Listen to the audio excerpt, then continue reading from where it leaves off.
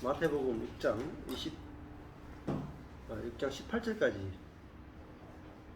23절까지 했죠. 네, 22절까지 돼 있었어요. 네, 22절까지. 네, 거기까지 봤습니다. 오늘은 6장 23절, 22절, 23절 그때부터 할게요. 5장 26절까지 했어요. 5장 26절? 네, 5장 26절까지. 네. 그렇죠. 그 뒤에도 조금 다르긴 했죠. 왔다 갔다 하면서. 네. 5장 27절 되겠습니다. 네, 보고. 또 가늠치 말라 하였다는 것을 너희가 들었으나 나는 너희에게 이르노니 여자를 보고 그 음욕을 품는 자마다 그 마음에 이미 가늠하였느니라. 가늠치 말라 하였다는 것을 너희가 들었으나 이거는 이제 구약의 10계명을 이야기를 하는 거죠. 가늠치 말라. 예, 구약의 10계명인데 이거는 좀 노력하면 어느 정도는 뭐 지킬 수 있을지 몰라요. 근데 가늠치 말라 이것도 여건이 그렇게 안 되면 이 말씀조차도 이제 지키는 게 어렵단 말입니다. 또 간음이 뭐냐? 이 정의도 참 다양하죠. 그 유대인들은 아내에게 야 오늘부터 이혼이야. 네가 집안 청소가 잘 안 됐어. 이렇게 해서 여자한테 이혼 정서를 써주고 이혼하고 다른 여자한테 장가 가도 간음이 안 된단 말입니다. 그러니까 뭐 이들이 생각하는 이 간음이라는 수준이 하나님의 말씀이 진짜 이야기하는 그 정확한 의미하고 참 다르죠. 그래서 성경이 이렇게 기록되어도 사람이 자기 형편에 따라서 말씀을 이렇게 왜곡해내는 것은 일도 아닙니다. 인간의 본성이잖아요. 자기에게 항상 유리한 대로 성경을 해석해내는 능력이 아주 탁월한 게 자연인입니다. 그렇지 가늠치 말라 이것도 다윗만 보더라도 이게 하나님의 은혜가 있을 때는 간음을 안 할지 몰라도 하나님의 은혜가 없으면 간음을 하게 돼 있단 말입니다. 그러니까 우리도 자신할 수가 없죠. 우리도 뭐 평소 때야 간음 안 하는 사람들이잖아요. 근데 진짜 내 마음에 꼭 드는 누군가가 내 눈에 딱 나타나면 우리도 우리 마음을 어찌할 수 없는 상태에 이르게 돼요. 다윗도 그랬잖아요. 자기도 자기 마음을 어찌할 수 없어서 간음에 이르게 됐단 말이에요. 그만큼 우리 자신의 어떤 능력이라 하는 것은 우리가 평소 때는 우리 자신이 대단히 어떤 능력이 있고 율법을 지켜낼 능력이 있다 생각할지 모르겠지만 어떤 상황에 들어가면은 그런 능력이 없단 말입니다. 그래서 저도 우리 청년들하고 가르치고 할 때도 항상 제 옆자리 차를 타면 옆자리 타지 말고 뒤에 타라 그랬거든요. 자매들은 왜 그렇겠어요? 내가 가늠하지 않은 능력이 있으면 옆자리 타도 아무 문제가 안 되고 자매도 아무 문제가 안 되죠. 근데 이제 남자들은 남자들이 느끼는 친밀함과 여자들이 느끼는 친밀함은 굉장히 다릅니다. 여자들은 대화를 해서 마음이 탁 통하고 좀 이렇게 좀 마음을 알아주고 이러면 친밀감을 느껴요. 남자들은 공간 자체가 친밀합니다. 같은 공간에만 있어도 친밀감을 느껴요. 예, 이게 엄청나게 달라요. 남자들은 시각적이잖아요. 내 눈에 보이면 친밀함을 느끼고 여자들은 눈에 보인다고 친밀함을 느끼는 게 아니라 내 귀에 듣기에 좋은 소리를 들어야 친밀함을 느껴요. 아주 재밌는 이야기가 있죠. 고속버스를 타고 가잖아요. 그럼 이제 혼자 서울 간다 치면은 고속버스 타는데 옆에 여자가 앉아. 여자 아가씨가 앉아요. 근데 갈 때까지 한마디도 안 해도 남자는 친밀감을 느껴. 왜 옆에 탔다는 이유 때문에. 그래 내릴 때 여자가 뭐 부탁을 해도 아는 사이니까 부탁을 들어준단 말이야. 근데 여자는 같은 옆에 자리에 앉아도 말을 안 섞었잖아요. 말을 안 섞으면은 남이라. 얘는 결혼 생활에도 그대로 적용이 돼요. 결혼 생활에도 부부가 같이 같은 공간에 살아도 말을 안 하면 여자는 친밀감을 못 느껴요. 남자는 공간에 같이 살기만 해도 친밀감을 느껴요. 그래서 말을 안 하는 거야. 집에 와서 말을 안 하는 거야. 왜? 말 안 해도 친밀감을 느끼니까 문제 없어. 근데 여자는 말 안 하면 관심 없다고 생각하고 친밀감을 못 느끼잖아. 근데 이게 근원적인 차이야. 이 근원적인 차이를 저도 몰랐는데 공부를 했어. 공부를 했어. 그래서 제가 이제 요즘은 립 서비스가 아니고 입으로 말을 많이 하거든요. 시시때때로 이야기를 해요.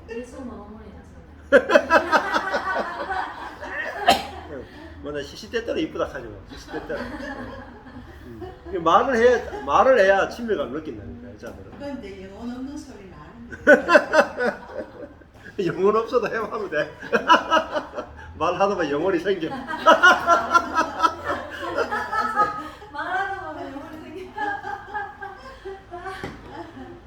또 영혼 없는 소리라도 듣기 좋은 소리는 또 들려요 사람은. 진짜 고싶다 듣기 때문에. 그래서 이게 친밀함이 남자들도 여자들도 남자 여자의 차이점을 좀 아는 것들이 필요해요. 그래서 교회 안에서도 남자 여자가 같이 사역을 하잖아요. 같은 공간에 있고 뭐 성가대도 그렇고 문을 부술 듯이 힘이 넘쳐나는데 지금.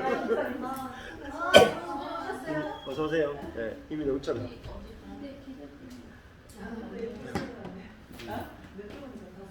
네. 먹으라고. 네. 뭐 중요한 이야기를 했는데 지금. 분위기 다 깨고.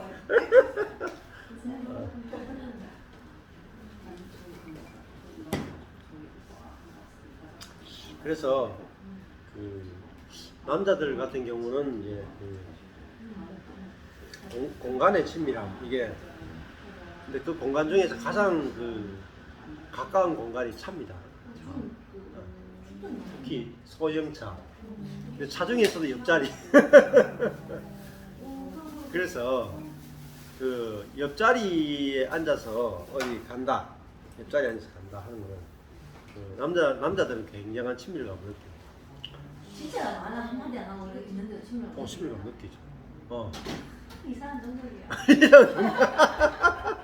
그치 있잖아요. 네. 화성에서 온 남자. 맞아요. 근데 그 남편은 저는 여기 안 나오는데 항상 자기 기분 따라 오늘 여기 앉아. 어머 계속 지시해. 저는 거기 따라야 돼. 저 기분 나쁘지만. 그러니까 옆에 앉아라 하는 것은 이제 친밀감을 느낀다는 거예요. 그날은 좀 그렇고 이제 보통 싫다 이게 저 뒤에 앉아. 공간에서 거리. 옆자리 비하는 너무 거. 착하다. 나는 내 승질만 내 다시는 그렇지 않다지. 저는 아예 뒤에 가는데. 교통사고 때문에 앞자리 앉으면 불안. 아직까지 트라우마가 좀. 근데 사고가 났었어요. 2000년도에 크게 나거든요. 새벽기도 갔다 오다. 운전하시다가 전사님이 아니요, 장로님 차 뒤에 탔는데 뭐 하여튼 차 사고가 나서. 입원하셨어요. 네. 얼마 또? 병원에만 6개월 있고 나오면서 목발 짚고 나오고. 아이고. 6개월이요. 부모교회 있을 때. 아이고. 진짜. 6개월이었어. 그래가 그때 우리 아빠 삼렸고 인수에 근데 인간했네. 극하다가 지금. 휴지 없습니다. 있어요. 이 오는 날에 설려요. 무서워. 그러니까 나 참 무서워. 그건 드라마 있습니다. 그 처음에는 차만 보면 내한테 달라들었어. 차를 못 하겠는데 장 목사님이 와가 네. 차를 참 보는 연습을 하면서 또 그런 이야기도 해주고 뭐 했어요. 근데 또 지금까지도 언제쯤 좀 무슨 두려움. 저는 그냥 이렇게 탁 받았거든요. 그다음부터 운전을 하면 차가 막 진짜 저한테 뭐다 달리는 것 같아요. 그래서 다 진짜 바삭바삭 하더라고요. 그래서 이제 우리가 한테 싫어. 그 교회 안에서도 그 남자 여자가 이제 특히 남자들은 같은 공간에서 여자와 1대1로 있으면은 친밀감을 느끼기 때문에 좀 이렇게 조심을 할 필요가 있어요. 말을 안 해도 같은 공간에 둘만 있어도 친밀감을 느껴요. 또 왜냐면 이 남자의 기본적으로 정욕이 있기 때문에 더 그래요. 그래서 교회 안에서 뭐 같이 봉사를 하거나 같은 부서에서 사역을 하거나 하는데 둘이 같이 있다. 남자는 친밀감이 들어버려요. 굉장히 조심. 맞아요. 우리가 그렇게 해서 눈이 맞았죠. 그러니까 그러니까 여자들은 남자를 꼬시려면 같은 공간에 있어요. 누가 예쁘게 지냈어요? 네. 공간이 좁을수록 친밀감을 느끼니까 여자들은 남자 꼬시려면 좁은 공간에 같이 있으면 돼. 뭐 엘리베이터에 갇혔다 그러면 할렐루야. 내가 좋아하는 남자와 엘리베이터에 갇혔다 이거 할렐루야. 아니 그렇게까지 상세히는 안 했는데 도신교회에서 계속 되게 그거 강조하시더라고요. 그때 이렇게 목사님하고도 둘이 이렇게 차에 타고 뭐 신방 가고 이럴 때 사모님 옆에 가야 되지 뭐 권사님이 간다거나 이렇게 하지 말라고 엄청 들었거든요. 저는. 그래서 저는 이제 그렇게 하면 안 된다는 게 좀 이렇게 제 속에 좀 있죠. 그게. 이제 왜 그런지를 이제 설명 안 해주고 왜 그런지는 몰랐어요. 그냥 설명. 왜 그러냐면은 사고가 많이 터졌기 때문에. 사과 진짜 많이 들어요. 그러고 그 교회에서는 미혼 남자가 있잖아요. 그러면 형제한테 오빠랑 가지 말라고 설렌다고. 오빠랑 가지 말아요. 형제님이라고 거기. 그럴 수 있겠다. 일일이 왜 있나? 그래서 근데 우리 너무 오버하잖아 지금.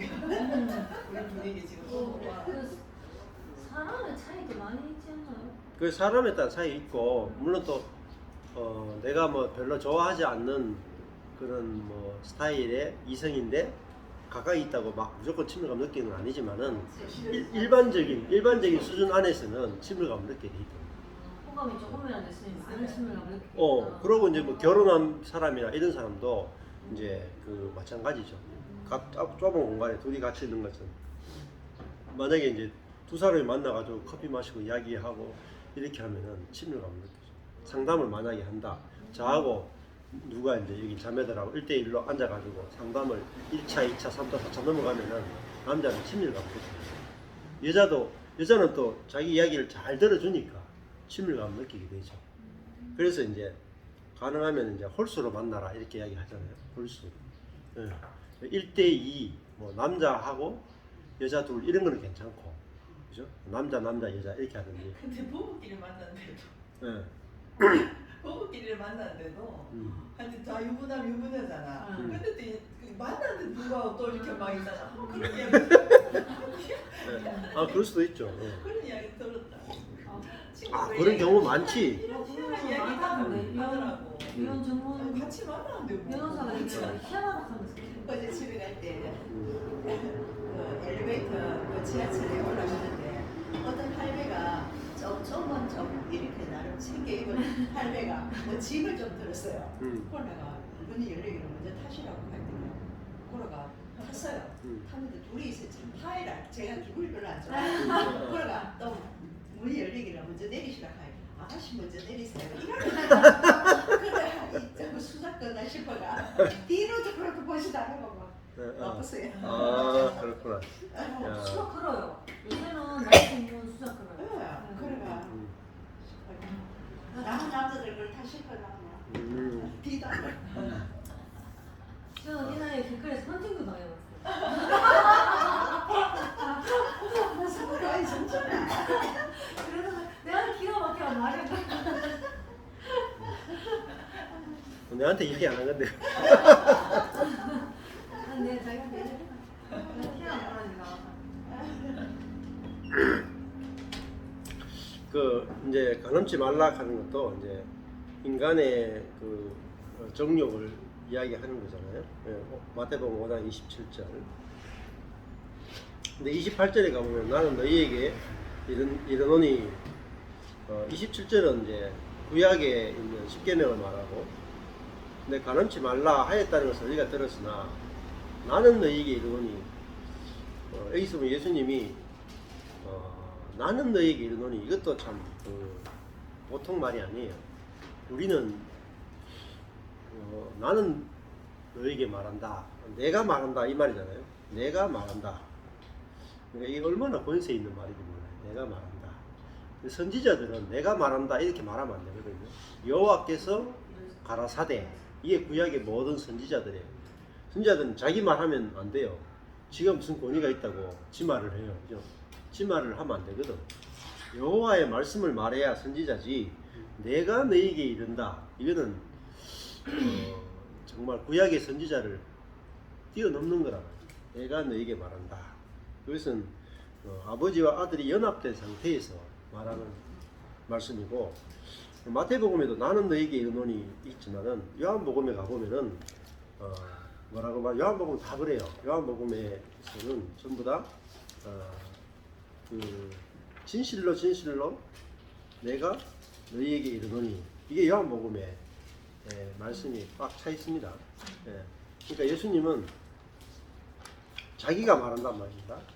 요한복음 10장이나 이런 데 가보면은 내가 진실로 진실로 너희에게 이르노니, 7절에 보면 내가 진실로 진실로 너희에게 이르노니. 그러니까 이게 구약의 8장 58절에도 그렇고 내가 진실로 진실로 너희에게 이르노니, 예수님은 자기가 말한단 말입니다. 자기 자신이. 이건 구약을 완전히 초월하는 이야기입니다. 구약에서는 모세도 여호와께서 가라사대 이렇게 했지, 내가 너에게 말한다 이렇게 말하진 않았단 말이에요. 자, 그러니까 예수 그리스도가 이번의 말씀이 정말 구약과는 완전 다른 차원의 말씀이다 하는 것을 우리가 알 수가 있죠. 자, 관음치 말라, 이거는 아주 율법의 아주 행위를 규정하는 거잖아요. 근데 28절에 보면은 나는 마음까지도 이야기하는 거죠. 여자를 보고 음욕을 품는 자마다 마음에 이미 간음하였느니라.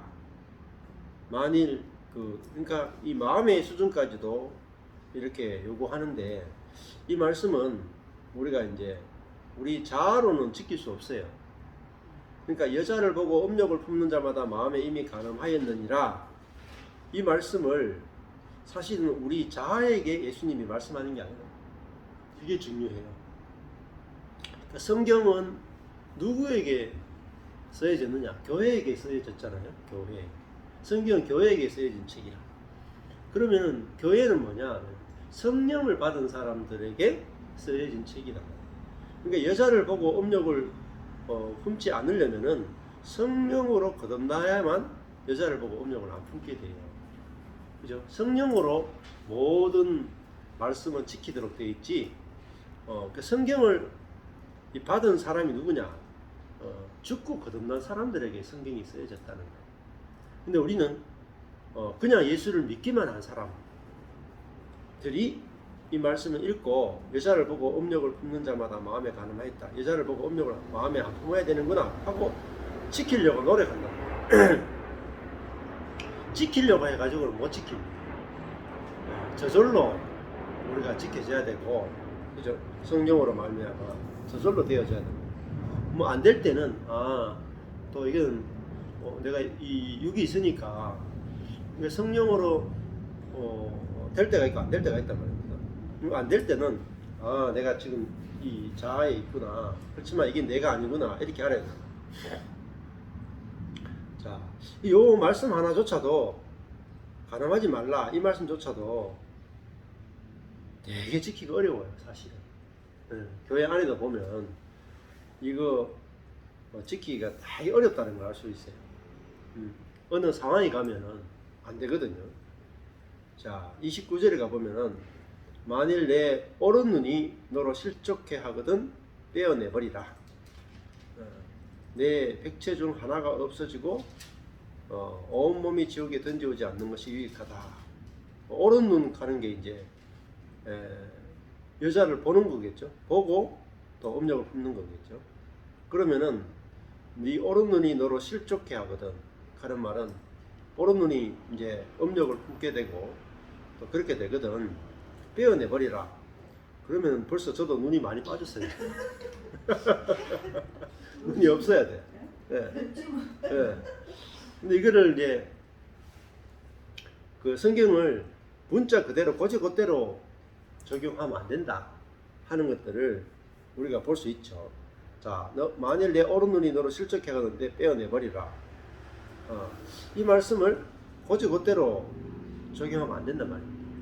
근데 이제 뭐 예를 들면은 하나님의 교회라든지 또 신천지라든지 뭐 여러 또 뭐 여호와의 증인이든 어떤 단체를 가보면은 성경 말씀은 1.1핵이라도 그대로 지켜야 된다 이렇게 말하는 데가 많아요. 예. 근데 그런 사람들 예를 들면 안식일을 지키라 그 말씀이 구약에 딱 있잖아요. 그 유월절을 지키라. 그래서 지금도 안식일도 유월절을 지킨단 말입니다. 그 사람들이 특히 이제 하나님의 교회 같은 경우에 말씀이 딱 하라 그랬잖아. 안식일을 지키라 그랬잖아. 유월절을 지키라 그랬잖아. 그러니까 지켜야 되는 게 맞다 이렇게 나가는. 그러면 이제 마태복음 5장 29절을 갖다 대야 돼요. 만일 네 오른 눈이 너로 실족해 하거든 빼어내버리라 그랬지 않느냐. 응? 자 그리고 눈 딱 빼줘야 돼. 네. 그 다음에 30절 보면은 또한 만일 네 오른손이 너로 실족해 하거든 찍어내버리라. 오른손도 왼손은 괜찮아요. 왼쪽 눈하고는. 지금 얘기가 진짜 있습니다. 제가 그 하나님의 교회 지금 선생님하고 붙었는데 똑같이 안식하나 선생님이 안식 코 밑에 들어다니면서 안식을 지키라고 했지 않느냐, 유월절 지키라고 하지 않느냐 이래가 제가 그 구절을 딱 삐갔어. 그러면 여기 이 구절은 눈 빼뿌라 그러고 숫자라고 하는데 어떻게 할 거냐 이렇게 하니까 말을 못 하더라고요. 그러가 그냥 그거 나온 적이 있었거든요. 지금 여기 그대로 있었어요. 네. 그렇죠. 그러니까 이 여자를 보고 업력을 품는 자마다 마음의 임이 가능하니라. 이걸 전부 다 우리 그 자아가 지켜내야 된다. 그러니까 이 대부분 이제 이단들의 특징이 성경을 문자적으로 해석을 하고 또 자기 임의로 이제 해석을 한단 말입니다. 그래서 문제들을 굉장히 많이 이제 일으키게 되는데 뭐 이런 구절들 이제 이야기하게 되면은 특히 이제 이단들의 특징이 뭐 딴 거 없어요. 다 율법주의입니다. 율법주의. 율법주의 뭐냐면은 성경의 구절을 갖다 대놓고 이렇게 하라 그랬으니까 해야 된다. 이게 이제 모든 이단들의 가장 강력한 특징은 뭐냐? 율법주의. 해라 하지 말라. 그러니까 우리가 이렇게 하면은 구원을 받고 저렇게 하면은 구원 받지 못한다. 그러니까 우리의 행위에 포커스를 맞추게 만들어서 그리고 두려움을 조장하거든요. 네, 두려움을 조장해서 사람들을 이끌어간다는 겁니다. 그래서 뭐 신천지도 마찬가지예요. 신천지도 들어보면은 참목자, 거짓목자 이렇게 쭉쭉 나누면서 자기들 속에 오지 않으면 구원이 없다라고 하면서 안 그러면은 뭐 지옥에 간다 이런 식으로 두려움으로 사람들을 끌고 간다는 거예요. 그 율법주의 가는 건 결국은 두려움이에요. 그래서 여기도 우리의 힘으로는 이 말씀을 못 지키죠. 만일 내 오른눈이 너로 실족해 하거든 빼어내버리라. 만일 네 오른손이 너로 실족해 하거든 찍어내버리라. 그러면은 뭐 부모들도 손모가지 날아간 부모들이 많을 거라. 애들 등짝 스매싱 많이 했기 때문에 그죠? 예. 오른 눈도 다 빼버려야 돼. 그러니까 오른 눈이 너로 실족해 하거든 너로 빼어내버리라. 네 백체 중 하나가 없어지고 백체라 하는 것은 지체입니다. 지체 중 하나가 없어지고 온 몸이 지옥에 던지우지 않는 것이 유익하다. 네 오른손이 너로 실족해 하거든 찍어내버리라. 네 지체 중 하나가 없어지고 온 몸이 지옥에 던져오지 않는 것이 유익하다. 지옥이 게엔나야, 게엔나. 지옥이 뭐냐면 쓰레기가 버려지는 곳이라는 뜻이에요. 쓰레기가 버려지는 그 흰놈의 골짜기가 게엔나가. 그러니까 지옥이라 하는 것은 결국은 쓰레기가 버려져서 끊임없이 이제 불타는 곳이다. 그러니까 그는 쓰레기라 하는 게 뭐겠어요? 쓰임 받지 못한다. 버림받았다. 쓰임 받지 못한다. 우리의 존재가 또 우리의 인생이 우리의 어떠함이 하나님께 쓰임 받지 못하는 게 그게 지옥이에요. 그래서 가치 없이 다 불태워지고 그게 인생이 결국은 하나님의 목적대로 쓰임 받지 못하고 살아가는 그것이 바로 지옥과 같다 할 수 있겠죠. 그래서 이 이단에 빠지지 않는 비결도 마찬가지입니다. 여기 보면은 어제도 했죠. 어제도 여기 보면은 제가 했는데 이 자아가 옛사람이 있잖아요. 옛사람과 새사람이 있는데 옛사람은 선악과를 먹고 자기가 지혜롭다고 생각하고 능력이 있다고 생각하고 자기의 자원으로 살 수 있다고 생각하고 자기는 선하다고 생각하는 사람이 옛사람이에요. 그러니까 이 자기가 지혜, 능력, 자원, 선이 있다고 생각하는 또 이것을 추구하며 사는 사람이 이제 옛사람이니까 누군가가 이렇게 어떤 안식일을 지키라, 유월절을 지키라, 가늠하지 말라 이런 말씀이 딱 보면은 딱 뭐라고 생각하겠어요? 나는 나의 능력으로 지킬 수 있다. 지킬 수 있다고 생각하니까 자기가 안 지키면 정죄감이 들죠. 그죠? 또 지키라 그러니까 지켜야 되는구나 이렇게 간단 말이에요. 그러니까 옛사람이니까 옛사람에게 율법을 주면 당연히 율법을 주면은 지킬 수 있다고 생각하고 지키려고 하고 못 지키면 죄책감이 빠지는 구석으로 들어가요. 근데 옛사람은 뭘 내놓고 싶어요? 자신의 능력이나 지혜나 선을 내어놓고 싶어한다. 그렇죠? 이게 옛사람이에요. 근데 새사람은 뭐냐면은 그 능력이 없단 말입니다. 약하단 말입니다. 그리고 자기가 지혜가 없단 말입니다. 그리고 자기에게 선이 없어요. 그냥 미련하고 약한 피조물, 의존자라고 의존자. 그러니까 자기의 힘으로 힘과 지혜와 능력과 자원과 선이 내게는 없습니다. 이게 새 사람이에요. 그러니까 없음이죠, 없음. 새 사람은 없습니다. 근데 없으니까 어떻게 살아요? 하나님의 생명과 은혜로 산다. 그러니까 당연히 율법이 오더라도 나는 그 율법 나로서는 못 지켜. 못 지키니까 아예 율법을 지키라고 말하는 어떤 사람이 오더라도 내가 유혹이 안 되죠. 사람에 대해서 정확하게 새 사람이 뭔지를 아니까 내가 유혹이 없단 말이에요. 그리고 새 사람은 뭘 내놓겠어요? 항상 자기의 없음을 내놓는다. 그죠? 지혜 없음, 능력 없음, 그죠? 선이 없음, 다 지혜, 능력, 선, 자원, 뭘 하겠어요? 없음을 내놓는다. 없음. 이게 뭐죠? 이게 새 사람이에요. 자기로서는 이게 없음을 내놔. 근데 이거 없음을 내놓는데 뭐죠? 부끄럽지 않단 말이에요. 부끄럽지 않단 말이에요. 이게 없음을 내놓는데 부끄러운 게 옛사람이에요. 근데 교회는 이거 없음을 내놓는 것이 전혀 부끄럽지 않고 벌거벗으나 부끄럽지 않은 그게 에덴이야. 하나님의 나라가. 그러니까 없음에서 만나는 거잖아 우리가. 이거 없음에서 우리 다 같은 거예요 사실은. 없어. 있는 사람 아무도 없어. 여기서 지혜 있는 자가 어디 있느냐? 그죠? 능력이 있는 자가 어디 있느냐? 선이 있는 자가 어디 있느냐? 자원이 있는 자가 어디 있느냐? 아무도 없다. 다 하나님으로부터 은혜로 공급받아 사는 자야. 그러니까 교회는 없음에서 하나님의 은혜로 살고 있으면서 우리가 하나입니다. 이미 하나다. 자, 이게 아주 중요하다. 그럼 교회는 그래서 이게 없음이니까 어때요?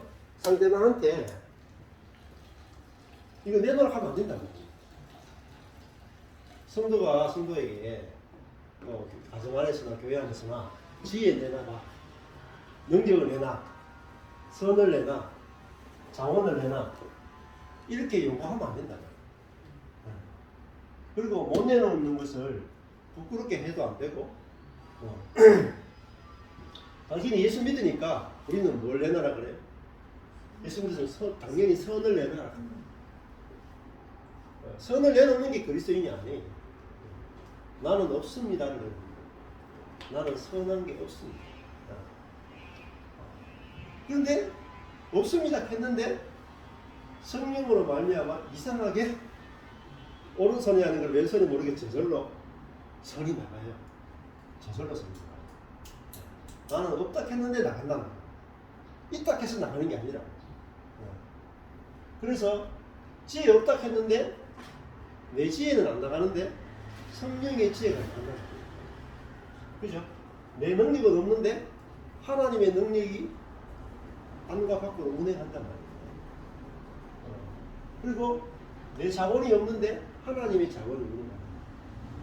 이게 그러니까 나는 없는데 주님이 있단 말이에요. 근데 내가 없는 이것이 좋은 거야. 왜? 내가 없기 때문에 주님이 어떠함이 나타난다. 그래서 나는 없음을 인해서 감사하고 주님은 있음을 인해서 감사한다. 이게 이기는 생명이에요. 그러니까 우리가 교회는 이게 없다 하니까 뭐죠? 요구가 없어지는 거예요. 그죠? 그럼 예를 들면 선을 행할 능력이 없어요. 그죠? 선을 행할 능력이 없단 말이에요. 그럼 요구하면 안 돼. 주일날 예배 시간 정확하게 오셔야 됩니다. 이게 뭡니까? 선을 행할 능력이죠. 주일은 꼭 지켜야 됩니다. 그 능력을 요구하는 거예요. 헌금 꼭 해야 됩니다. 능력을 요구하는 거예요. 그거나 그리스도인은 절대로 간음하면 안 됩니다. 간음하지 않을 능력을 요구하는 거잖아요. 우리는 끊임없이 모든 삶의 영역에서 능력을 요구한단 말입니다. 그러면은 능력이 있는 자와 없는 자가 나눠지게 돼요. 그리고 상대방이 못할 때 비난하고 정죄하게 된다. 근데 그 그리스도인은 뭐냐면은 없음에서 만나는 거예요. 없음에서 만나면 요구가 없어져요. 자, 교회는 뭐냐? 요구가 없는 것이 교회야. 교회만큼 좋은 데가 없어요. 교회만큼 살기 좋은 데가 없어요. 그러니까 나 교회 없으면 나는 못 산다. 교회 인간이 돼. 그게 교회가 보여야 돼. 여러분 기존에 있던 교회를 생각하시면 안 돼. 여러분이 현실에 있는 한국 교회나 그냥 일반적인 교회를 여러분이 교회라고 보시면 안 돼요. 물론 그것도 교회지만은 하늘에 있는 교회가 보여야 된단 말입니다. 하늘에 있는 교회가. 그래서 하늘에 있는 교회가 이 땅에 임하게 해 주십시오. 하늘에 있는 원형의 교회가 이 땅에 임하게 해 주십시오. 이게 우리의 기도란 말입니다. 그러니까 원형의 교회가 안 보이면 우리가 그 기도를 할 수가 없어. 하늘에 있는 하나님이 만드신 원형의 교회가 이 땅에 임하게 해 주십시오. 이게 그리스도인의 기도란 말이에요. 현실에 있는 교회, 현실에 있는 현재 우리가 이루어지는 선악의 지식에서 만나는 교회, 율법 안에서 만나는 교회가 온전한 교회라고 보시면 안 돼요. 교회는 뭐죠? 날마다 새로워져야 돼요. 날마다. 근데 노력이 아니라 뭐죠? 보는 것으로 새로워져야 돼요. 보는 것으로. 굉장히 중요해요. 보는 것으로. 그래서 아까 전에 읽었던 6장에 가보면은 그렇죠? 6장 20절에 보면은 6장 19절부터 보시면은 너희를 위하여 보물을 땅에 쌓아두지 말라 했죠. 땅이라 하는 것이 이 세상이란 말입니다. 이 땅에 있는 거, 눈에 보이는 것이란 말입니다. 눈에 보이는 교회, 눈에 보이는 가정, 눈에 보이는 사람, 이것이 이것이 진짜 실제가 아니란 말입니다. 실제 알레테이아는 뭐냐면 하늘에 있는 것이 알레테이아 실제란 말입니다. 거기는 종과 동록이 해하며 도적이 구멍을 뚫고 도둑질한다. 뭐죠? 현실의 땅에 있는 교회는 도적이 와가지고 구멍을 뚫고 도둑질할 수 있는 교회란 말입니다. 그죠? 예. 그러니까 오직 너희를 위하여 보물을 어디에 쌓아둡니까? 하늘에 쌓아두라. 하늘에 교회가 딱 보였나 봐요. 도적이 구멍을 뚫고 도둑질할 수 없는 하늘의 교회. 예. 거기는 좀이나 동록이 해하지 못하면 도적이 구멍을 뚫지도 못하고 도둑질도 못한다.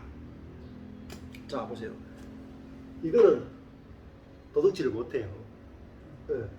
나는 지혜도 없고 능력도 없고 선도 없고 자원도 없는 사람입니다. 이거 누가 도둑질해 가겠어요? 네? 저걸 빼앗아 갈 자가 없어요. 이거는 빼앗아 갈 자가 있어요. 지혜, 능력, 자원, 선. 그죠? 이게 좋은 거니까. 서로 다 이거 가지고 다 우리의 소원은 옛사람. 우리의 소원은 어쩌든지 한번 옛사람으로 살아보겠다는 거라. 화려한 옛사람으로 살아보는 게 우리의 소원이라. 근데 하나님의 소원은 새사람이라. 그죠? 잘 보세요. 우리 인생의 목적이 어디에 있는가? 우리 인생의 목적은 다 옛사람 되는 거예요. 살아봐야 안 되더라고요. 그렇지. 근데 옛사람으로 사는 것이 안 되는구나. 그 자리에서 옛사람이 가짜라는 게 탁 발견해. 나는 도저히 능력과 지혜와 자원과 선으로는 살 수 없구나를 내가 어느 순간에 딱 경험하는 순간에 그게 십자가야. 그리고 인간의 본질을, 존재를 본단 말이에요. 인간의 존재는 이게 소유를 말하는 게 아니에요. 이것도 구분하셔야 돼요. 소유는 가지고 있을 수 있어요. 우리가 소유는 내가 지혜도 가지고 있을 수도 있고 능력도 가지고 있고 자원도 손도 가지고 있을 수 있죠. 그러나 그거는 잠시 잠깐이란 말입니다. 우리의 소유는. 이건 존재란 말이에요. 존재. 네. 내가 갖고 있는 모든 것들도 하나님이 주신 것이기 때문에 우리의 존재는 없음 그 자체가 우리의 존재란 말이에요. 먼지에서 와서 먼지로 가는 그것이 우리의 존재란 말이에요. 자, 그래서 교회는 그 존재를 내놓고 만나는 거란 말입니다. 존재를. 그러니까 교회는 아름답죠. 세상에 없는 거란 말이에요. 존재를 내놓고 만나는 곳이 없어요. 네. 예를 들어가지고 돈을 다 같이 내놓고 사는 공동체가 있죠. 있어요. 뭐 불교도 있고 뭐 돈을 다 같이 내놓고 있는. 예수님 당시에도 SNF파 같은 경우에는 광야에 모여가지고 전 재산을 다 내놓고 공동으로 살았단 말이에요. 자, 돈은 없음에서 다 같이 공동체가 다 만날 수 있어요. 근데 지혜는 내놓을 수가 없어. 나는 지혜가 없습니다. 모든 사람이 자기 지혜를 다 내놓고 만나는 공동체는 없어. 그렇죠? 그러니까 하나님의 나라는 지혜도 다 내려놓는다. 지혜도 다 내놓고 내가 가진 소유도 다 내놓고 우리 전부 다 그죠? 하나님의 주신 것으로 사는 피조물로 서로 만나는 것이 바로 교회란 말이에요. 네. 자, 그래야지 하나님의 것을 우리가 하늘의 것으로 만나게 된단 말입니다. 자, 그래서 21절에 내 보물이 있는 그곳에는 내 마음도 있느니라. 보물이 뭡니까? 보물이 어느 거예요? 이게 하늘이에요. 이게 땅이라. 여기에 쌓아두란 말이에요. 여기에 하늘에 쌓아두라. 이 보물이 있는 그곳에 네 마음도 있다. 그러니까 우리 마음이 여기 있었는 거예요. 아, 이게 진짜 참사람이구나. 참사람이구나. 자, 이게 참사람으로 보이면 어떻겠어요? 능력도 없고 지혜도 없고 선도 없고 자원도 없는 이게 하나님이 만드신 참사람. 참사람. 그럼 미친 사람 되는 거죠. 그러니까 제가 미친 사람 된 거예요. 무슨 뭐 뜬구름 없는 소리 하냐, 뜬구름 없는 소리 하냐. 그런 말 굉장히 많이 들었단 말이에요. 야, 목사 이상주의자다, 완전주의자다, 도사 같다, 뜬구름 없는 소리 하는데 왜 그럴까요? 하늘에 있는 이야기 하면요, 뜬구름 없는 소리예요. 안 그래요? 땅이 없는 거란 말입니다. 하늘의 뜻이 하늘에서 이루어진 것 같이 땅에서도 이루어지다. 나라가 임하옵시오. 하나님의 나라가 임하는 거잖아요. 그러니까 우리가 완전한 것이 임하는 거잖아요. 완전한 것이 임하는데 우리는 하늘의 것에 대해서 몰라. 전부 이거밖에 모르니까 이걸로 행불행을 나눈단 말이에요. 내 인생이 이거 있으면 능력과 지혜와 자원과 선이 있으면 행복하고 없으면 불행하다 이렇게 생각합니다. 아니에요. 참 사람, 하나님이 찾는 참 사람, 모든 사람이 다 이 상태란 말이에요. 모든 사람이 이 상태야. 근데 이게 하나님과 연합하기 딱 좋아. 하나님과 연합하기 딱 좋으니까 뭐죠? 하나님의 것이 나타나기 제일 좋은 사람이에요. 그게 보여요. 없는 것만 보이면 안 돼. 나무에 딱 붙으면 나무의 어떠함이 가지에게 딱 나타난다. 그러니까 이 사람이 참 사람으로 보이면 어떻겠어요? 마음이 안식이 되죠. 안 그렇습니까? 능력이 없다. 정상 아닙니까? 그러니까 내 능력 없음이 안식이 되는 거야. 내가 내일을 모른다. 정상 아닙니까? 나는 진짜 뭐 요즘 돈도 없고 뭐도 없어가지고 내일 어떻게 될지 모르겠다. 그래서 염려된다. 그래서 염려되는 사람이 이 사람이다. 그래서 염려가 안 된다. 이게 이 사람이다. 여기 한 끗 차이죠. 내일을 모르기 때문에 염려가 된다. 이게 그러면 예를 들면은 내 자원이 많은 사람은 내일 걱정 안 하잖아요. 그죠? 근데 자원이 없으니까 내일 걱정하죠. 근데 여기서 여기로 넘어가는데 한 끗 차이인데 고난을 겪었느냐 죽음을 겪었느냐에 따라서 달라져요. 여기서 여기로 넘어가는 것은 십자가를 통해서만 넘어가지 고난을 통해서 안 넘어가요. 그러니까 십자가라고 하는 것은 결국은 이거죠. 없음을 경험하는 거예요. 없음. 이게 십자가라. 벌거벗음, 죽음 하는 거는 인간에게 눈꽃만큼의 능력도 없구나. 그죠? 근데 인간에게 눈꽃만큼도 능력이 없구나를 확실히 알면은 능력이 없는 것 때문에 두렵지 않아요. 근데 두렵단 말입니다. 이번에도 뭐 준욱이가 갑자기 이렇게 뇌출혈로 갔는데 가버리니까 뭐죠? 두렵죠. 우리도 언제 갈지 모르고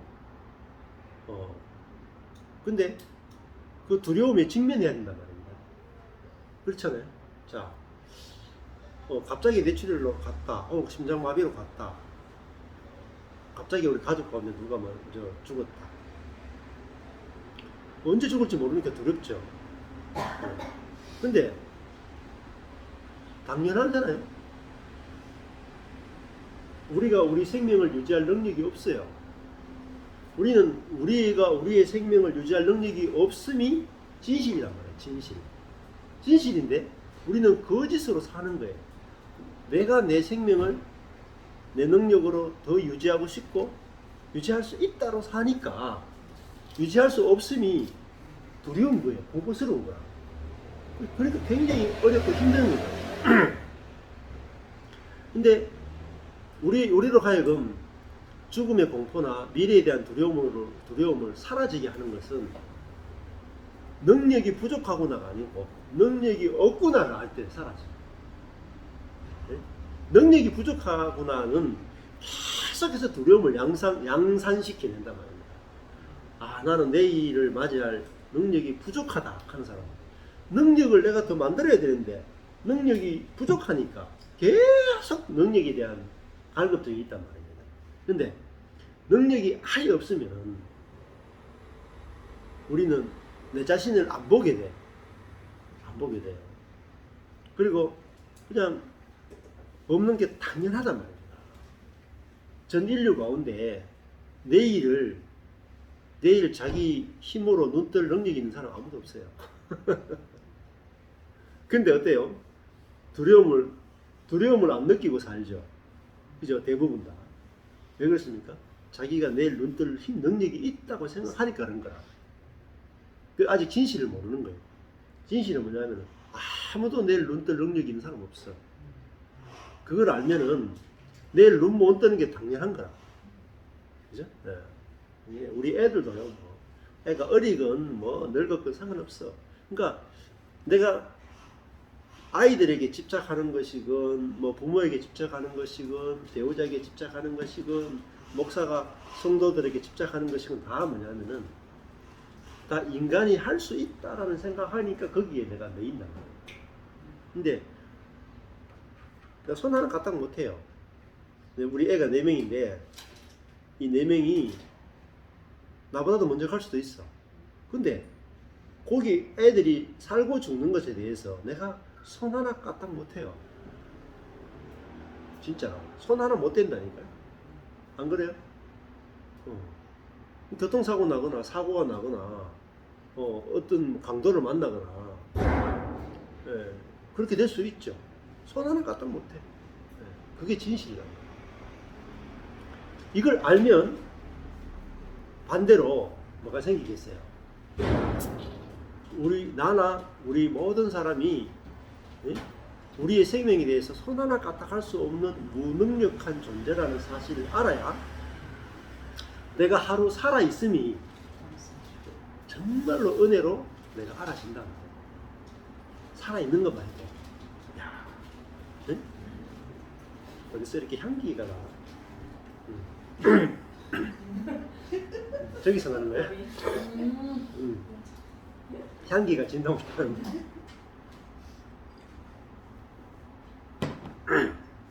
저도 그랬어요.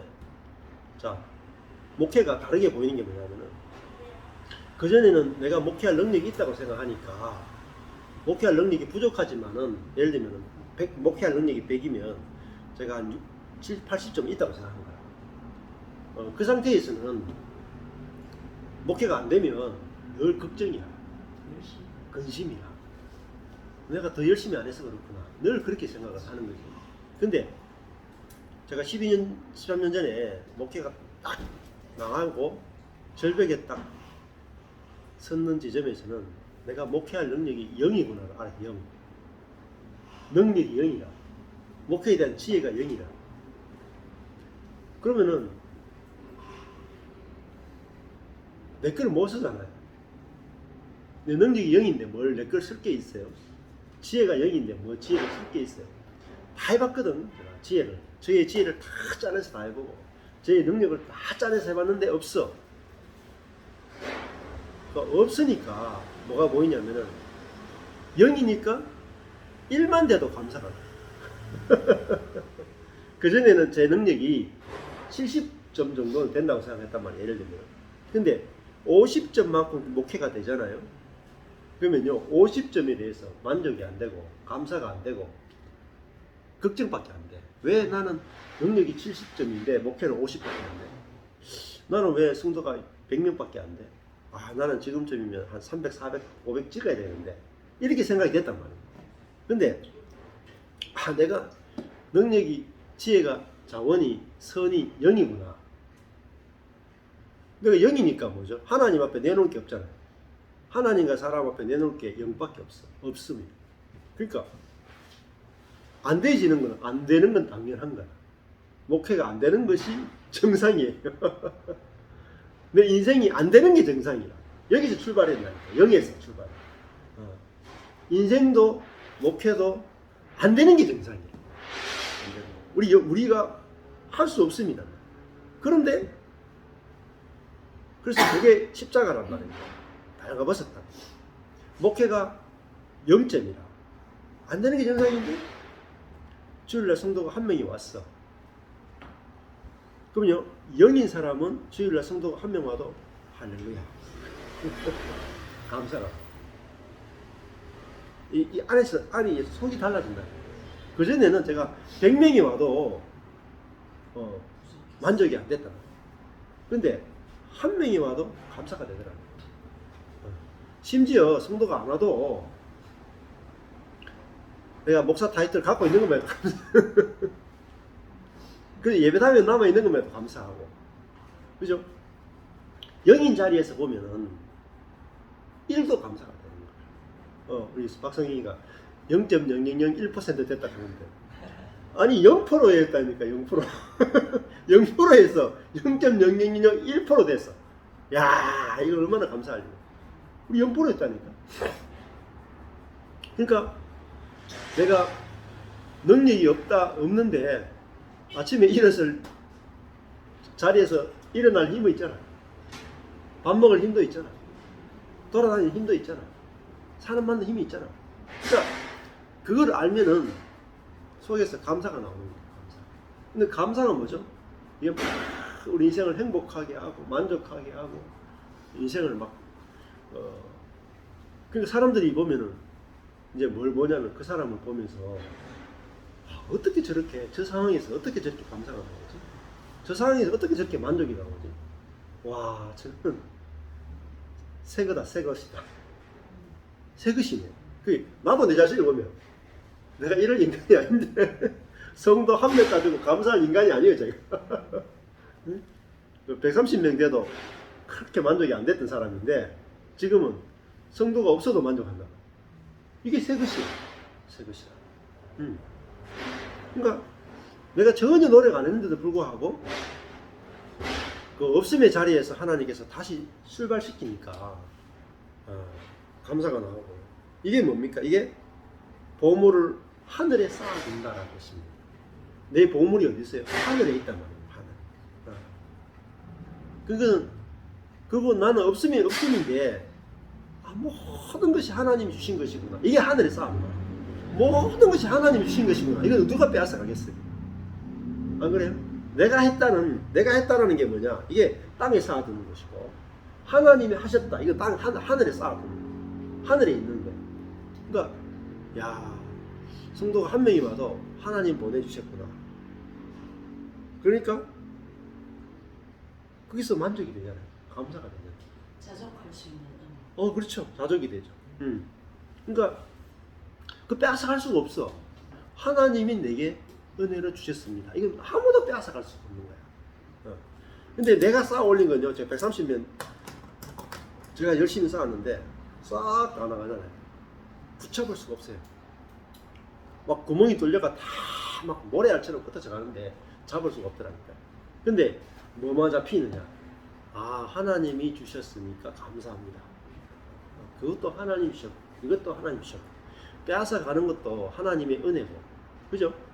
하나님이 하셨습니다는 다 남는 거예요. 보물로 다 남는 거예요. 내 인생. 그래서 내가 뭔가 내 능력으로 소유하고 있는 건요, 없어도 괜찮아요. 우리는 하나님이 주셨습니다. 이것만 있으면 인생은 부족함이 없습니다. 부족함이 없습니다. 자, 이게 그리스도인의 삶입니다. 그래서 제일 22절에 보면은 눈은 몸의 등불이다. 6장 22절 마태복음. 눈은 몸의 등불이다. 그러므로 내 눈이 성하면 온몸이 밝을 것이다. 눈이 빨간색 게 있죠? 여기 이 키아즘 성경에 너의 눈이 건강하다면, 밝다면 눈이 켜잖아요. 이게 눈이 빨간색이라 하는 게 뭐겠어요? 이게 그냥 육신의 눈이 아니라는 거잖아요. 성령의 눈. 내 눈이 뭐죠? 이게 이 존재가 온전하다고 보이는 거예요. 요게 세 사람, 지혜, 능력, 선, 자원 없는 요 사람이 하나님의 자원을 받기에, 하나님과 연합하기에 온전하구나, 이게 보이는 게, 이게 눈이 성하단 말이에요. 요게 안 보이고 요게 좋아 보이면, 옛 사람이 좋아 보이면 눈이 어둡단 말이에요. 어두우니까 뭐죠? 눈이 성하면 온몸이 밝다. 눈이 어두우면 온몸이 어둡단 말이에요. 23절에 눈이 나쁘면 온몸이 어둡다. 뭐가 좋아 보이냐 말이에요. 여기 옛 사람이 좋아 보이느냐, 새 사람이 좋아 보이느냐. 이게 눈이에요. 눈. 좋아 보인단 말이에요. 그러니까 아담이 선악과가 좋아 보이니까 선악과 먹었죠. 하나님은 생명과가 좋아 보이잖아요. 그러니까 눈의 싸움이다. 눈. 관점의 싸움이다. 관점.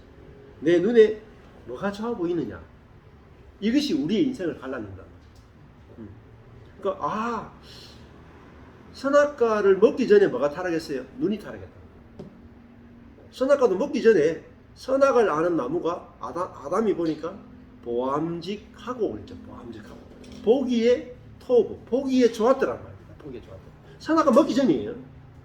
선악과 먹기 전에 뭐가 타락했냐? 눈이 타락했다. 그러니까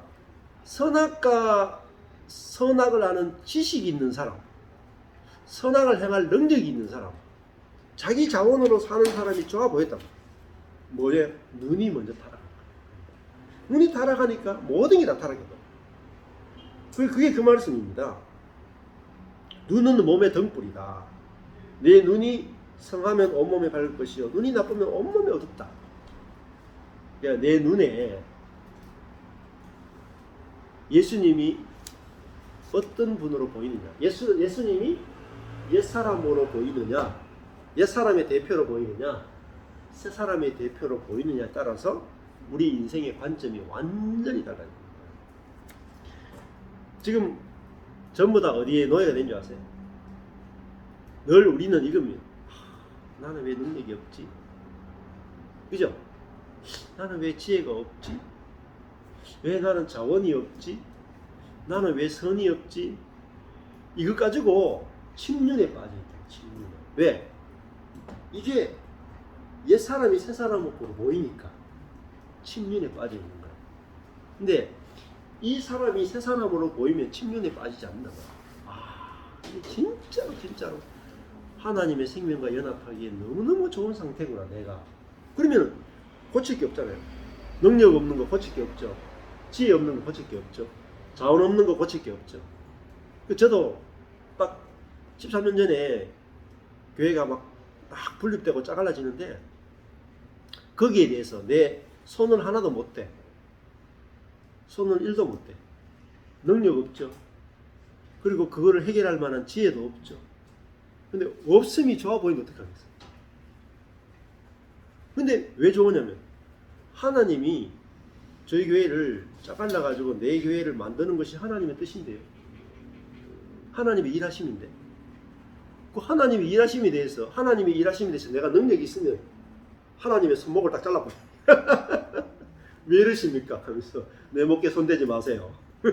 내 겁니다. 하나님의 손을 잘라버릴 거 아닙니까? 근데 내 손이 잘라지니까 하나님이 일하시는 대로 지켜볼 수밖에 없어요. 이게 하나님의 일이구나. 교회를 분립시키는 것이 하나님의 일이구나. 하나님 잘 하셨습니다. 하십시오. 이렇게 되더라고요. 그러니까 지금 생각해보면 내 교회가 된 것이 진짜 은혜예요. 그리고 분립돼야 십자가 복음을 제가 전할 수가 있어. 같이 있었으면 십자가 복음 절대 못해. 그 사람들 눈치 본다고 절대 못해. 그래서 이 은혜와 십자가의 복음이 아닌 사람들은 다 나가서 다 자기들이 원하는 목회를 하는 게 맞아. 그러니까 이렇게 지나놓고 보면은 나는 분립되기 원하지 않았지만 하나님 분립되기 원했는데, 나는 능력을 갖고 있기 원했지만 하나님 저 능력을 다 파쇄하기 원했는데, 그게 진짜로 복이다. 진짜. 그러니까 이게 눈이잖아요. 눈이 중요한 거예요. 그래서 그러므로 내게 있는 빛이 어두우면 그 어두움이 얼마나 하겠느냐, 이렇게 말했단 말입니다. 그래서 내가 눈이 달라져요.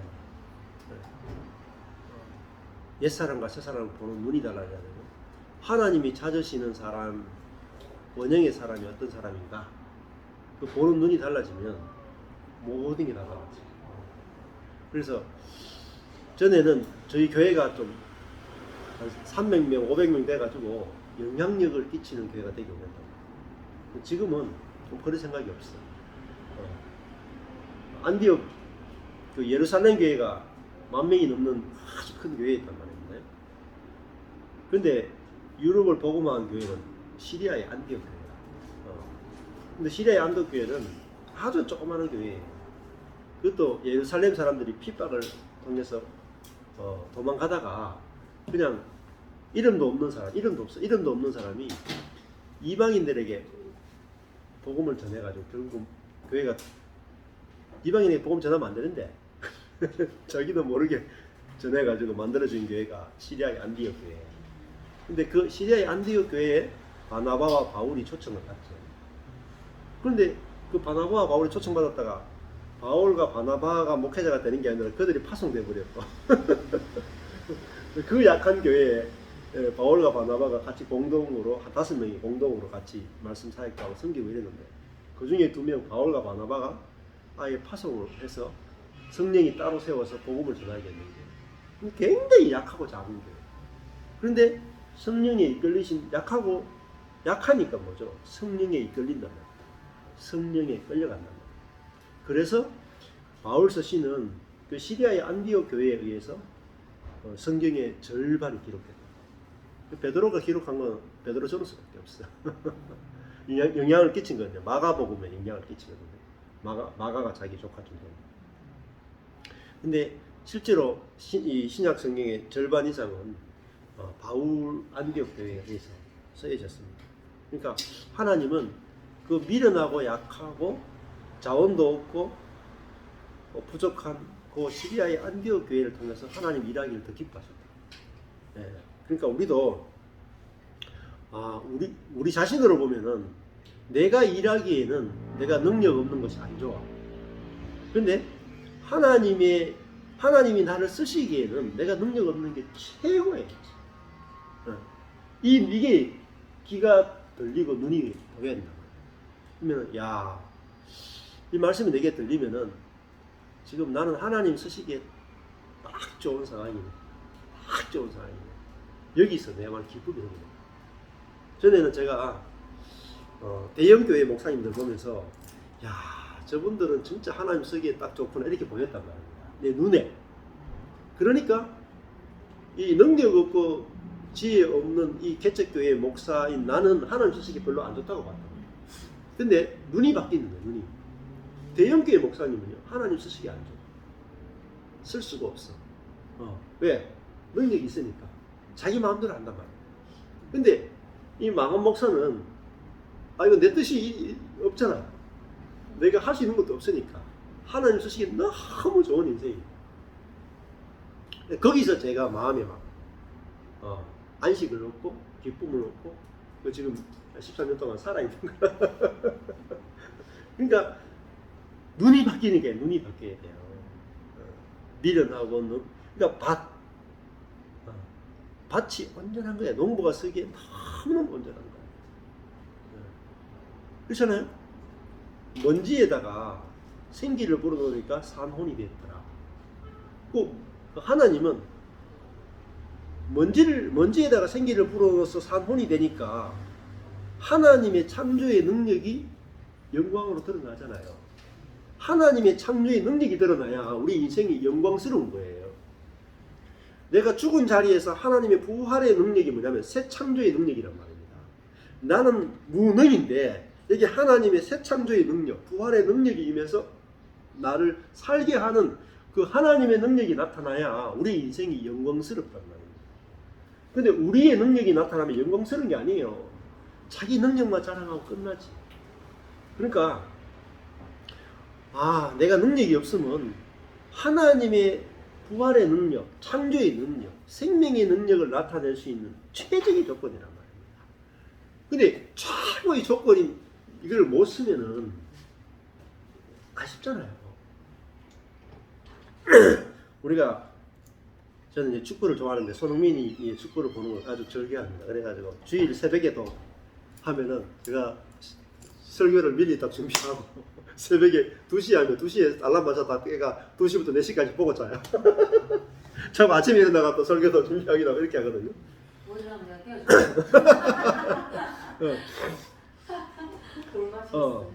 그게 제 이제 그 가장 즐겨하는 취미라. 근데 자세히 보면 참 재밌어요. 그래서 이제 손흥민이가 그 지금 요번에 작년에 프리미어리그 득점왕을 했잖아. 23골을 넣고 공동 살라와 함께 공동 득점왕이 됐는데 토트넘은 그 구단들 중에서 중간 정도 치기밖에 안 돼요. 근데 프리미어리그에서 가장 큰 구단이 리버풀, 그러니까 맨체스터 시티. 여기 이제 아랍 자본이 들어가서 맨체스터 시티가 엄청난 자본이 많고, 그다음에 리버풀이 돈이 많고, 맨체스터 유나이티드, 맨유, 그리고 요번에 또 뉴캐슬도 지금 새로 구단이 바뀌어가지고 굉장히 돈 있는 구단으로 바뀌었어요. 근데 이제 큰 구단은 이제 리버풀도 그렇고 첼시도 원래 이제 러시아 자본이 들어가서 굉장히 그 자본이 많은 동네거든요. 근데 이제 세계 최고의 구단이 어디냐? 바르셀로나, 바르샤하고 레알 마드리드, 스페인. 그리고 이제 영국에는 맨유하고 그리고 리버풀하고 맨체스터 시티. 근데 여기에 들어가서 공격수로 뛴다는 것은 그 주전 공격수로 뛴다는 것은 진짜 월드 클래스예요. 근데 손흥민이 지금 토트넘에서 뛰잖아요. 그러니까 월드 클래스의 실력은 있지만은 토트넘에서 뛰니까 연봉이 그렇게 많지는 않아요. 원래 실력이 갖고 있는 실력에 비하면. 근데 지금 이제 이적료를 얼마 정도로 치냐면은 이적료가 한 1,000억 정도. 이적하는 이적료만 1,000억 정도 몸값이 지금 올라 있는데 실제로 이제 이번에 리버풀하고 맨체스터 시티 같은 경우도 그렇고 리버풀과 맨체스터 시티가 그 영국 리그에서 우승하려면은 손흥민이를 데려가야 돼요. 왜냐면은 리버풀이나 맨체스터 시티가 우승하는데 걸림돌이 누구냐면 손흥민이다. 토트넘하고 붙었는데 토트넘하고 지잖아요. 리버풀이나 맨체스터 시티는 한 시즌 경기 중에서 2경기 이상이나 지면은 우승을 못해. 근데 토트넘하고 2경기를 꼭 붙어야 돼. 한 시즌에. 근데 손흥민이가 리버풀이나 맨체스터 시티를 손흥민이가 꼭 골을 넣거든요. 그러니까 최고 팀들을 이길 수 있는 능력이 손흥민에게 딱 있기 때문에 그 두 감독이 이 손흥민이를 아주 어릴 때부터 독일에 있을 때부터 데려가기를 원했는 거라. 무슨 말인지 모르겠어요. 어려워. 목사님 보고 지내는 것보다 축구 이야기를 근데 이제 이게 왜 이야기하냐면은 손흥민이는 얘가 토트넘을 굉장히 사랑하고 애가 또 기독교인이고 착해. 그래가지고 얘는 충성심이 있거든. 그래가지고 그 오퍼가 온단 말입니다. 더 좋은 팀에서 그전에도 왔었어요. 맨유에서도 오고 맨체스터 시티도 오고 리버풀도 오는 거라. 근데 자기는 토트넘에게 헌신하기 때문에 안 갖는 거라. 그러니까 4년 재계약을 이미 한 상태예요. 그러니까 영국 사람들이 손흥민이가 얼마나 대단한지를 오히려 잘 모르는 거라. 근데 지금 요번에 작년에 득점왕을 하고 지금은 맨체스터 시티나 리버풀이나 저기 뭐 맨유건 뭐 아니면 레알 마드리드의 최고의 감독이 누구냐면 지단이거든요. 지단. 근데 지단이 감독이에요 지금? 아니 지단 했었잖아. 그래 레알 마드리드 3년 동안이나 우승을 시킨 거예요. 그리고 챔피언스 리그에도 우승까지 시켰단 말이에요. 지단 그러면은 최고로 감독으로 친단 말이에요. 그 지단이 어디 가느냐면 파리 생제르맹 팀으로 갔어요. 거기 파리의 파리 생제르맹 팀이 돈이 엄청나게 많은 구단이라. 거기에 이제 이번에 브라질에 있는 네이마르가 뛰고 있는 팀이고 거기다가 메시가 와 있어요. 메시, 네이마르 하고 뭐 이런 애들이 거기에 주전으로 뛰고 있는 팀이 근데 얘들이 다 모여 있어도 챔피언스리그 우승을 못해. 그렇게 엄청난 애들이 모여도 우승을 못하는 거야. 근데 지단이 한 5년 10년 전부터 거기 레알 마드리드에 있을 때부터 이 지단 감독이 손흥민이를 데려와라고 계속 구단주한테 이야기해도 손흥민을 못 데려오는 거야. 지금 이제 지단이 파리 생제르맹 팀의 감독으로 지금 가려고 하거든요. 근데 조건이 뭐냐면 손흥민이를 영입하면 가고 손흥민이 영입 안 하면 안 가겠다는 거야. 그러니까 세계 최고의 감독이 손흥민이가 있으면 가고 안 있으면 안 가겠다 조건을 내걸었다는 것은 이건 엄청난 사건이다. 근데 보세요. 지금 이제 이 손흥민이는 파리에 가든지 레알 마드리드 가든지 거기서 주전으로 뛰면은 골을 한 시즌에 25골 막 30골 넣을 수 있단 말이에요. 그러면은 손흥민이가 갖고 있는 모든 재능을 완벽하게 쓸 수 있는 조건이 돼 있다. 그런데 토트넘에 있으면 원래 어떻게 될지 몰라요. 감독이 물론 콘테라는 감독이 좋아가지고 토트넘이 챔피언스 리그 가서 우승도 할 수 있겠지만은 스쿼드가 선수들 구성원이 좀 실력이 떨어져 있기 때문에 아마 좀 힘든 것도 있을 거예요. 근데 손흥민이가 우리나라 사람들은 손흥민이가 토트넘에 있기보다는 레알 마드리드나 파리 생제르맹이나 맨체스터 시티나 리버풀에 가서 뛰기를 원해요. 그 리버풀에 가도 리버풀이 올해도 거의 쿼드 트러플 이게 4개 대회를 다 거의 스쿼드할 뻔했거든요. 뭐 컵 대회 무슨 뭐 해가지고 뭐 챔피언스 리그하고 4개를 다 스쿼드할 수 있었는데 그 4개 대회 중에 3개밖에 못한 게 뭐냐 손흥민이 때문에 하니 못한 거예요. 그러니까 그 감독도 손흥민을 딱 데려가기를 원해요. 그러니까 우리가 보면은 손흥민이가 저 갖고 있는 재능을 완전히 다 꽃을 피워가지고 리버풀에 가가지고 세계 대회를 그 우승 그게 없어요. 손흥민이는 우승컵이 없어. 그리고 우승컵을 딱 들면은요 그 선수들 중에 이제 그거 뭐죠 최고의 선수상이 있어요. 그 해에 전 세계 발롱도르라고 해가지고 축구 선수들 중에 최고 그 해에 잘했다 그래 발롱도르 하는데 손흥민의 발롱도르 1등을 못해요 지금. 왜냐면 자기가 뛰고 있는 팀이 그 프리미어리그 4등 했거든요. 그러니까 못하는데 만약에 레알 마드리드나 리버풀이나 맨체스터 뛰면은 무조건 발롱도르 들어갈 가능성이 있습니다. 보세요. 우리가 한 사람의 어떤 재능이나 어떤 것들이 꽃이 피지 못하고 그대로 시드는 것에 대해서 다 안타까움이 있잖아요. 그냥 우리의 가능성은 여기에 있어요. 우리의 없음에서 하나님의 모든 자원이 다 꽃피고 드러나는 거예요. 밭에서 모든 열매들이 다 나오는 거야. 이것이 하나님이 경륜이고 하나님의 계획이란 말입니다. 근데 우리 인생이 지옥이 뭐냐면 하나님의 경륜대로 우리 인생이 쓰여보지 못하고 지옥, 게헨나, 쓰레기처럼 무가치하게 끝나는 것, 이것이 정말로 안타깝다. 안 그렇겠어요? 만약에 내 아들이 피아노 실력이 정말 모차르트를 뛰어넘는 재능이 있는데 네? 그냥 국어 공무원으로 살다 끝나봐요. 그 억울해서 못 한다니까. 아니, 우리 아들이 정말 모차르트를 뛰어넘는 재능이 있는데 어릴 때 손가락이 탁 잘라져가지고 그 재능 못 쓰고 그죠? 그냥 공무원으로 지냈다 하면은 그 정말 마음에 한이 돼가 살겠습니까? 하나님의 갈망이 뭐냐면은 우리가 하나님의 생명으로 하나님의 생명을 표현하는 사람으로 살게 하는 것이 하나님의 목적이었단 말이에요. 근데 그 목적을 우리는 모르니까 이게 목적이야. 내 능력 나타내고 내 지혜 나타내고 내 선 나타내고 내 자원 나타내가 내가 높아지는 인생 사는 거 이게 쓰레기라고